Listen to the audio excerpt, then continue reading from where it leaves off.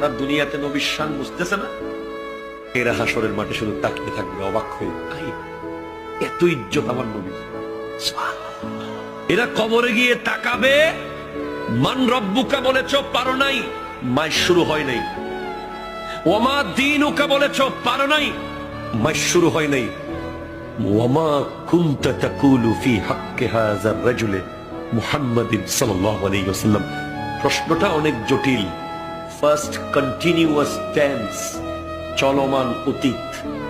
এখন কি বলতেছো এটা না, এই জাত সম্পর্কে বাড়ির মসজিদে কি বলতাম, মাহফিলে কি বলেছিলে, পেপারে কি লিখেছো, কিতাবে কি লিখেছো, ওনার সম্পর্কে তোমার ধারণা কি থাকতো, কেমন ছিল বলো। যদি উত্তর দিতে পারেন দেখাবে হাযা মাকআদুকা ফিন্নার, এটা তোমার জাহান্নামের জায়গা ছিল। নবীকে চেনার কারণে আল্লাহ জান্নাতে রূপান্তর করে দিয়েছে।